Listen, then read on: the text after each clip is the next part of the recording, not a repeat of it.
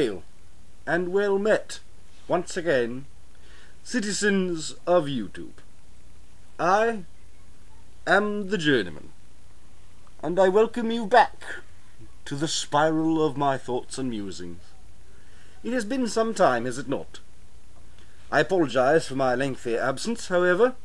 I was, how to put it, earning my keep, travelling abroad for the travel agency known as AAA, working my trade as a freelance photographer to secure some imagery for their upcoming set of brochures for those individuals who are tourists, travellers, and seasonal vacationers.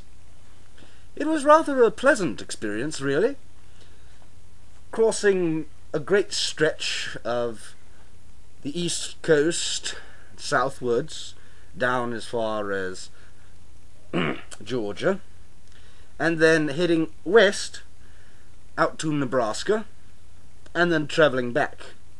Quite a lot of fascinating imagery, intriguing people, and, well, I must say this. While the people of this nation often infuriate me, while the issues of the day are constantly on my mind, I had this to think. This truly is a beautiful country. I'm not referring to its system of politics or governance or the rules, regulations, and laws. I'm not referring to the chaos that is society. I mean physically, geographically. This is a beautiful nation. The land itself offers us beauty, and we often, I believe, overlook it, which is a shame, because it truly is a marvellous thing to behold. But I digress. This is a welcome back video, but it is also a video with a purpose. And if you'll pardon me a moment, I must adjust the camera. Not getting the most flattering angle at the moment. There we are. Try to keep the glare a little down. There we are. Most excellent. Now, whilst travelling, I was able to keep track and keep tabs of certain events going on, and I will get to those in future installments. A moment. Alright. Thought I heard something. Had to check on that. Upon my return, I discover several comments and a personal message from a user who has been, well, wonderfully communicative with me. An individual known as VarmitC, or Varmit Coyote as he calls himself. There was a video that he had done, that he had recorded and uploaded, that he wanted me to opine about, that he wished to hear my response to glean my perspective and my viewpoint regarding this matter. After having watched the video, which I will provide a link to below,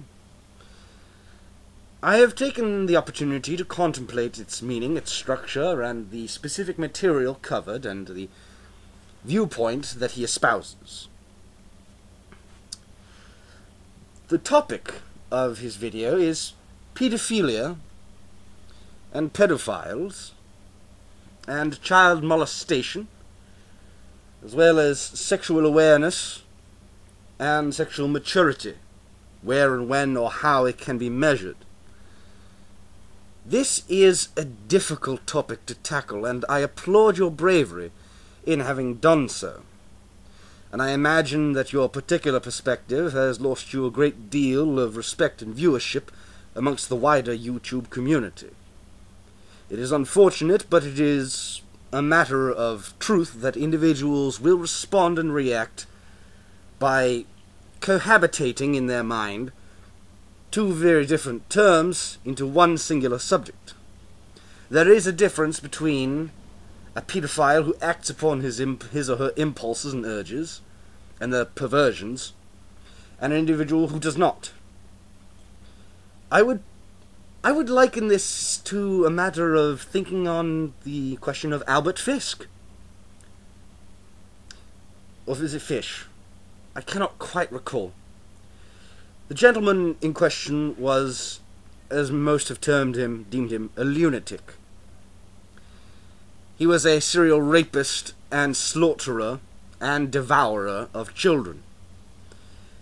The man had quite a lot of mental illness running rampant through the synapses of his brain. It calls to mind the question of, what does one find attractive? What does one find exhilarating? What does one find sexually appealing?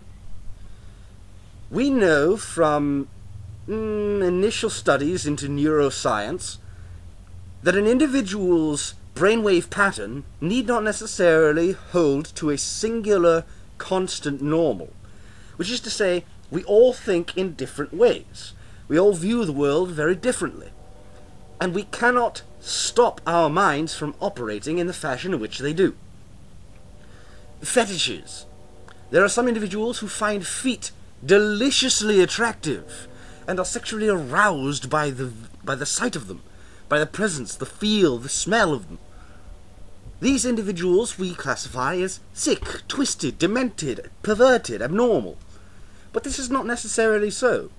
These individuals have neuroelectrical impulses in their mind which associate the image, the presence of a foot, with sexual stimulation.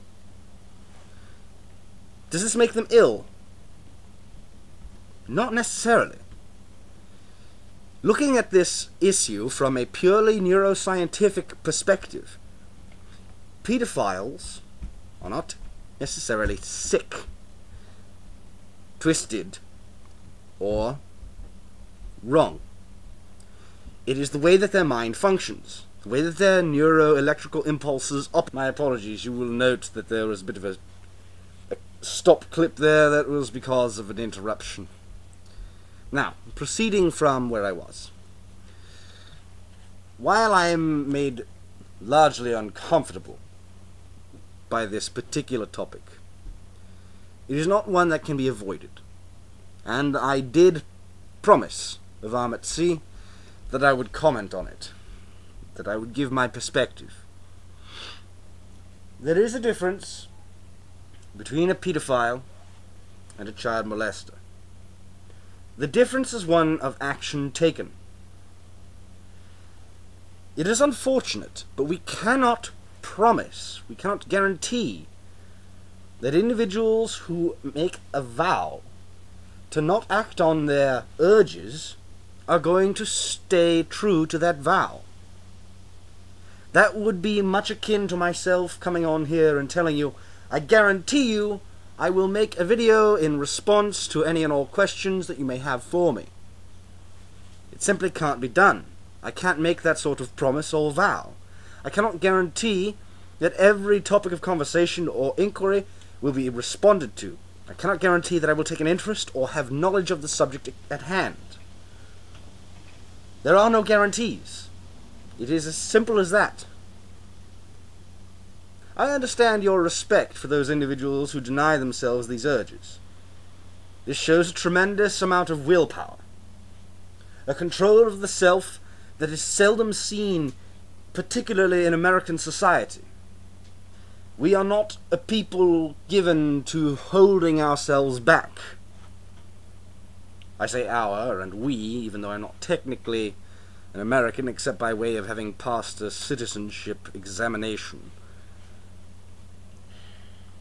Put it another way. We as human beings are not very good at denying ourselves what we truly want. It takes a very special sort of individual to deny themselves their urges and desires. This requires discipline. That discipline can be found through any number of methods. And perhaps this is what we need to offer individuals who come forth and admit that they have these urges which are seen as twisted and perverted.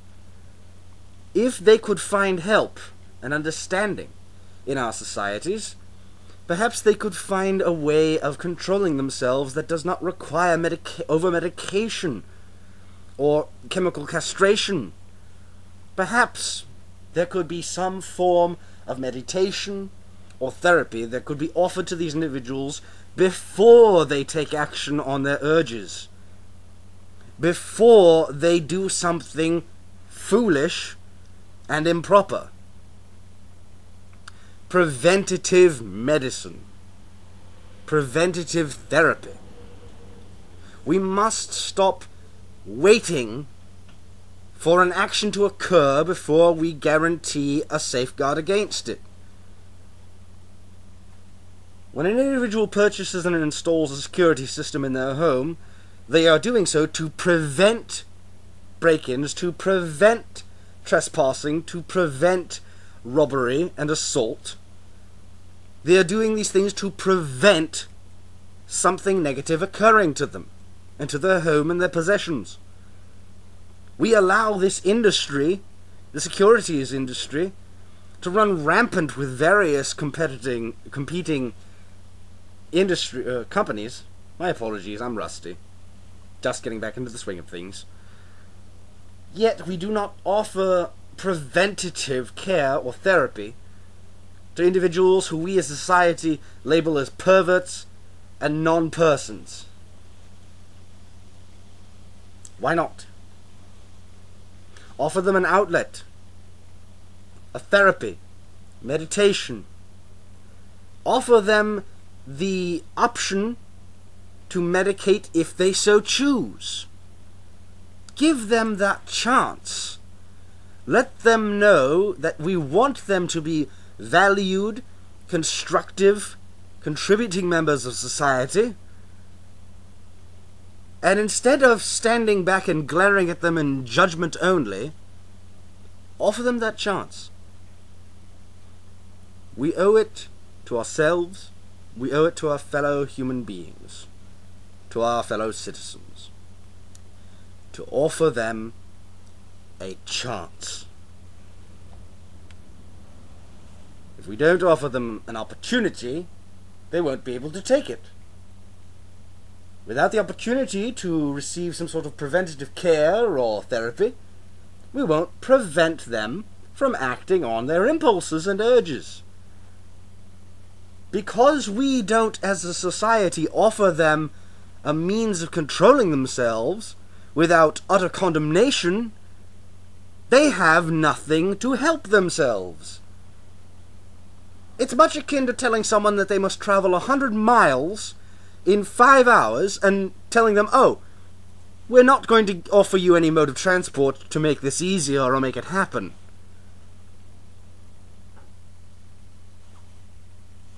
But I digress, and perhaps I'm oversimplifying. I might be, I might not be. If you think I am, please feel free to say so in the commentary section below.